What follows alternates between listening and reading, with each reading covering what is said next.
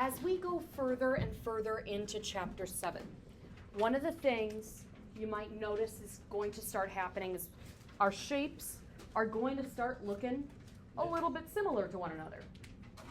And that's because of the fact that most of the shapes we're talking about are actually parallelograms. They're just specific types of parallelograms. Now, when it comes to parallelograms, first off, definition of parallelogram says quadrilateral which opposite sides are parallel. So that's parallel to that, and this is parallel to this. Yes, I could write it out in words. No, I'm not going to. I want the picture to be the main thing that's filled out in my postulate sheet. And I told you I wasn't going to fill it out for you fully. So you can get the rest of it in there. In a quadrilateral that is a parallelogram, opposite sides are congruent. That's congruent to that. This is congruent to this. In a parallelogram, opposite angles are congruent. That's congruent to that, and this is congruent to this. In a parallelogram, angles next to one another are supplementary. There's no symbol for supplementary, so I just draw arrows and wrote sup on just one pair of angles next to one another. Are those the only pair of supplementary angles in the picture? No, any of them next to one another. W with X, W with Z, Z with Y, and Y with X. And then the last feature that was focused purely on parallelograms is that the diagonals bisect one another. Therefore, this is congruent to this, and this is congruent to this. Today we're talking about special parallelograms. And since they are technically parallelograms, they are still going to hold all 5 of these features. They just, because they're getting more specific, they have more to them that is true. So we are on page 9 of our notes packet. If you're not already there, open up your notes packet to page 9.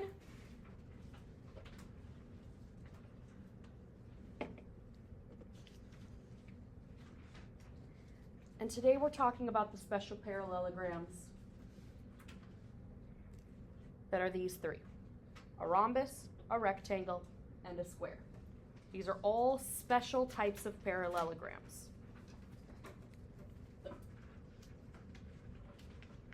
Definition of a rhombus is a parallelogram with 4 congruent sides, which means this is congruent to this, is congruent to this, is congruent to this.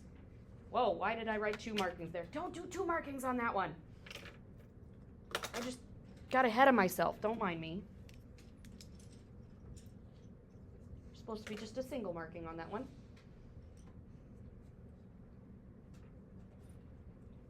AB is congruent to BD is congruent to CD is congruent to AC.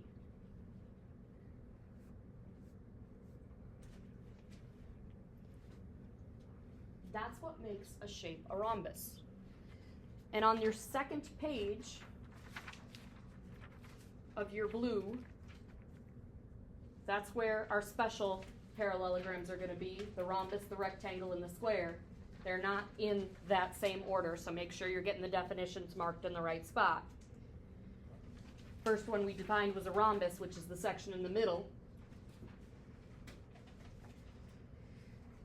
We're also talking about rectangles today. And a parallelogram is a rectangle if it has 4 right angles. Angle J, angle K, angle L, and angle M are right angles.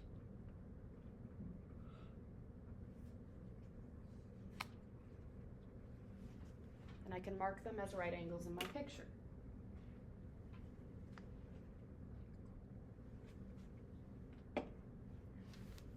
Now, oftentimes at this point when I'm talking about rectangles, people come to me and said, but I thought a rectangle was a shape that opposite sides were the same length. And it is, because that's a property of a parallelogram. But, more specifically, a rectangle has to have those right angles and have opposite sides being congruent because it still has to be that parallelogram.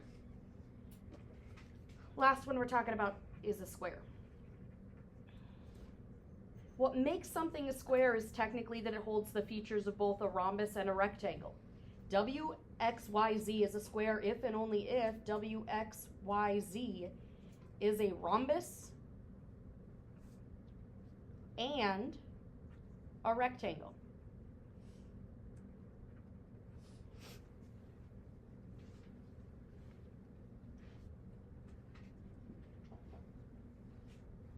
It has to be both. Being a rhombus means all four sides are congruent. Being a rectangle means all four angles are right angles. So picture-wise, it's going to look like this.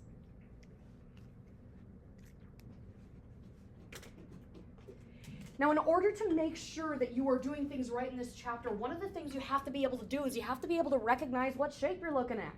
So as we get further and further into the chapter, I'm going to be asking, what quadrilateral is it?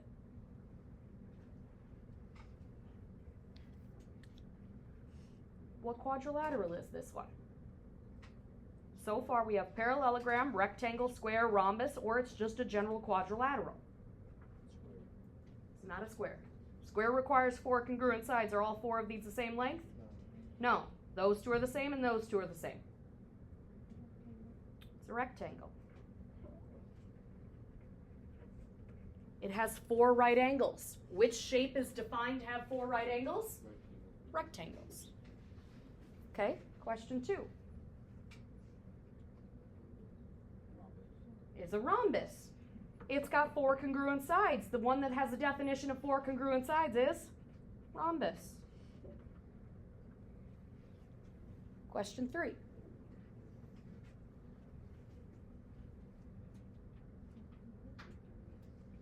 Rectangle again, because it's got four right angles.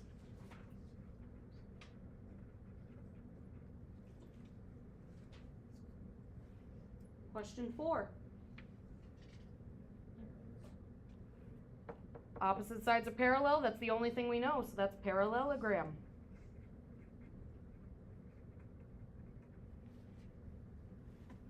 Question 5.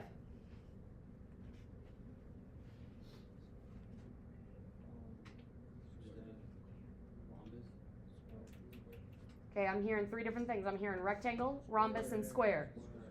It is a square because yes, it has the four congruent angles, or the four right angles, but it also has the four congruent sides. That's square. Last one. It's just a general quadrilateral. We know nothing about it other than it has four sides.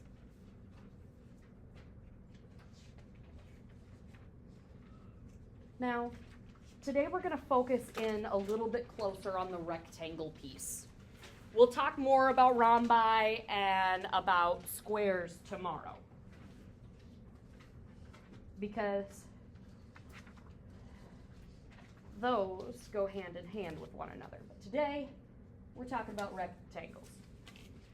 Today we're getting the rectangle diagonal theorem that says a parallelogram is a rectangle if and only if its diagonals are congruent. AC has to be congruent, so that's the full diagonal, to BD.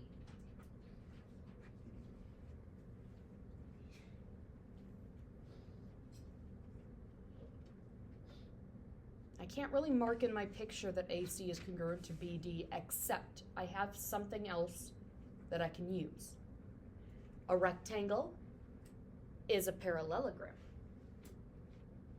What do you know about the diagonals of a parallelogram? Put the phone away before it's mine.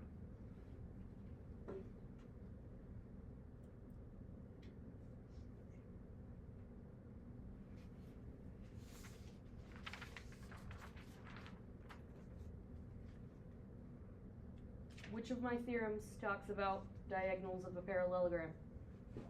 This is from the front page. Bottom one. According to this, if you have a parallelogram, its diagonal parts are congruent if they're part of the same diagonal. This is congruent to this, and this is congruent to this. But If it's a rectangle, the full diagonals are also the same. If the full diagonal is the same, and this has to be the same as this, and this has to be the same as this, and the full thing's the same as the full thing, that means all four of these are the same.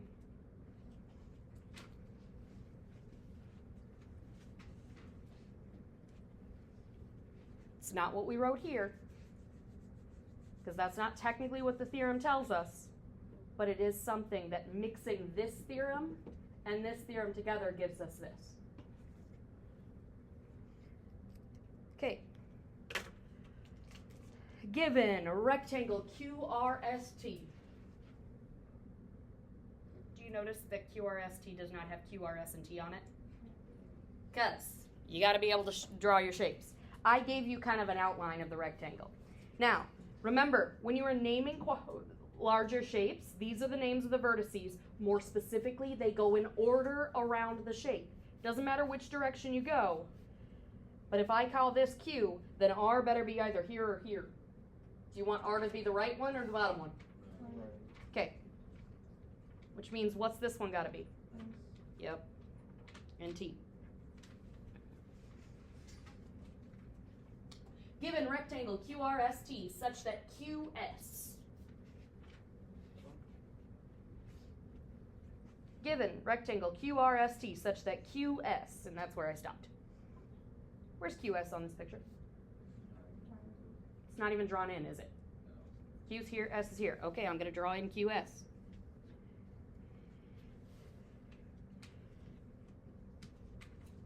Is a diagonal. I'm just going to write that little note to myself that it's a diagonal because I don't want to mark it on the picture until I know I have room to mark it. Diagonals oftentimes get torn apart, so I'm just going to draw the line and be done with it for now. And RT. Where's RT? It's not drawn, it's the other diagonal.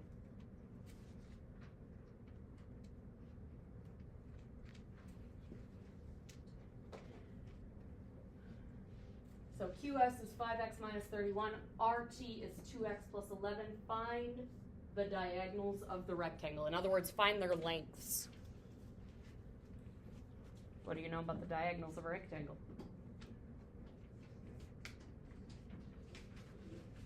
A parallelogram is a rectangle if and only if its diagonals are congruent. What does congruent mean? They're equal. Those are full diagonals. They better be equal to one another.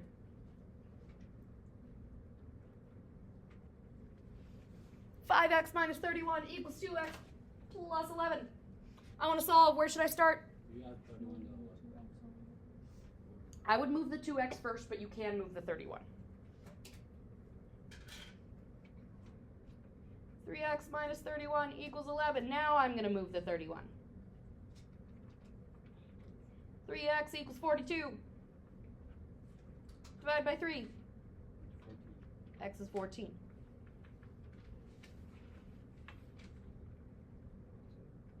Is that what it asked me to solve for? No, it said find the diagonals. In other words, find the diagonal lengths. What do I need to do with x? Plug it back in. To 5x minus 31 or to 2x plus 11? Either one. They should get you the exact same thing. Which one looks easier? Probably 2x plus 11 because it's smaller numbers. So 2 times 14 plus 11. 2 times 14 is 28. 28 plus 11? 39. RT is equal to 39. It wants diagonals. So I also need QS. So I'll do the same thing. I could plug it back in, but do I need to? No. They're the same. QS is equal to 39.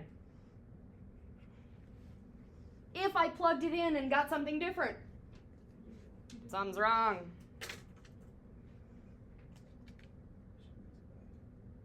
Okay. Quadrilateral JKLM is a rectangle. If the measure of angle KJL equals 2x plus 4 and the measure of angle JLK is equal to 7x plus 5, find x. Okay, let's start by labeling the rectangle. I'm going to start J here. Where's K going? To the right of it. Where's L going? Bottom right. M. Has to go around the shape. J, K, L, M. Okay, measure of angle K, J, L. KJ, L. To get to L, I need that drawn in. I'm going to put a little dot right there. Just to be like, hey, that's one of my angles. And the measure of angle JLK. That one.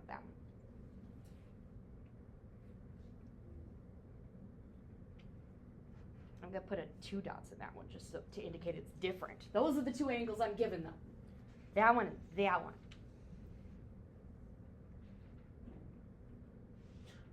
Oh crap, how the heck were we supposed to solve that? Do you notice the moment I drew this in, it created a shape that was not a rectangle? What shape? Triangle. Be more specific. What kind of triangle? A right triangle, because this is a rectangle. What do you know about the angles of a triangle? They add up to 180. So this angle, which was 2x plus 4, plus this angle, which is 7x plus 5,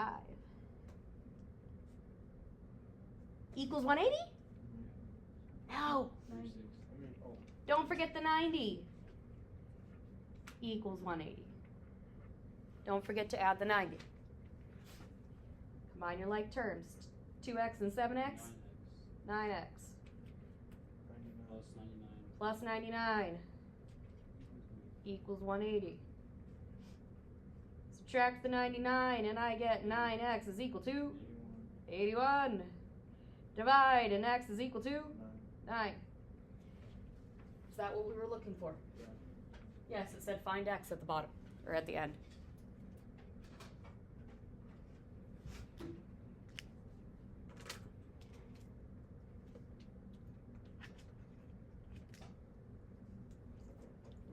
We got it.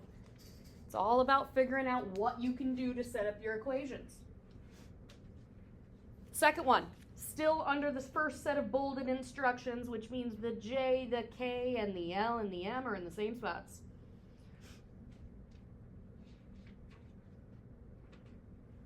J, L.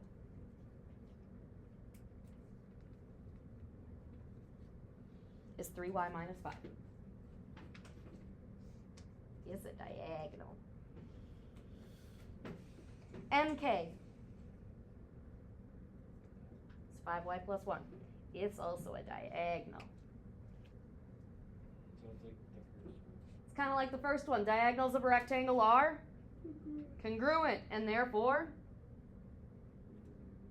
equal to each other.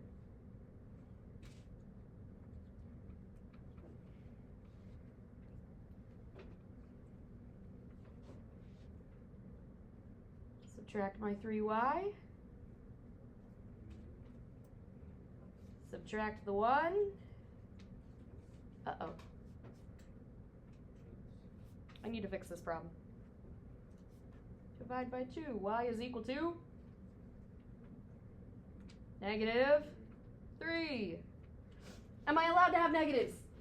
Yes, provided it doesn't make side lengths or angles or any of those things negative. I screwed up. This one's going to make it negative. I'll fix that in the future. But for now, we're just going to say, hey, Benson screwed up. But we're okay with it. The negative is fine, except for if I plug it back in, it's going to give me negative lengths, and that's a problem. But that's literally just a Benson typo. We're going to run with it as if it's not a problem.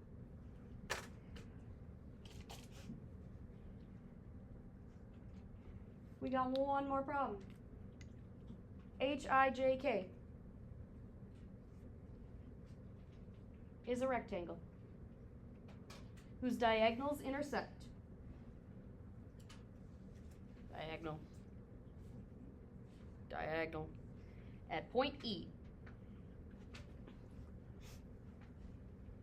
HE is equal to 12.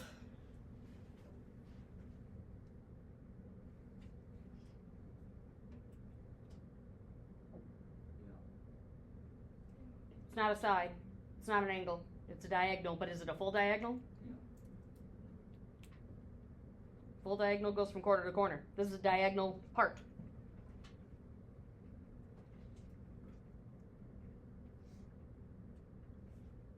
I can even mark that one on the picture. IE is x plus 7.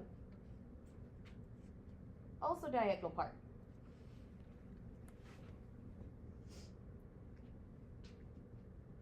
Our theorem from earlier says the full diagonals are congruent. But what did we add as a little side note? What did we add in the picture, in other words? That all of the parts are congruent. There's a little box down here. In a rectangle, because diagonals are congruent and bisected, then diagonal parts are congruent. And we marked that in our picture up above. Therefore, x plus 7 equals 12. In this case, x is 5. Because this is congruent to this, is congruent to this, is congruent to this.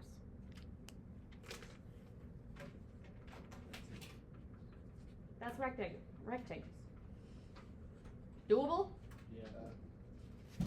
There will be some other problems that might ask you about the sides of rectangles. But the sides of the rectangles are really sides of a parallelogram, and opposite sides of a parallelogram are congruent. And you've got those features still. This was section 7.4.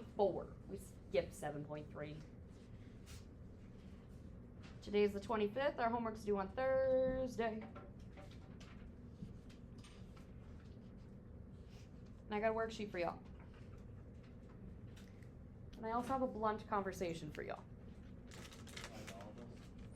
I'm going to talk to everyone because it's too many people that I need to talk to, that it's just better off talking to the group. Right now, there are far too many of you in the position of make it or break it this trimester. There are plenty of you that are doing exactly what you're supposed to, and if you are, that is you, please keep that up. But there are far too many of you that right now are sitting either at a high F or at a low D, and your success or your failure in this class right now is dependent upon how you do in chapter 7. And I'm not seeing the sense of urgency that I need to see with that. If you are one of those people at that make or break moment, then I expect to see you using your work time well and asking questions. Because if you do not pass this class, you do not move on to geometry next try, and you will be back in geometry next year. For some of you, you cannot afford to be back in geometry next year because you are already behind in math credits. For others, if you fail, if you are a sophomore, and this is your second year of math in high school that you passed all of, if you do not pass, then that means that you have to take math junior year and senior year just to graduate.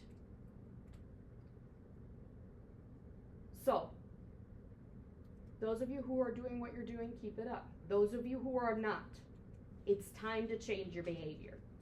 We have 7 days left in the trimester, and that is it. Start doing something.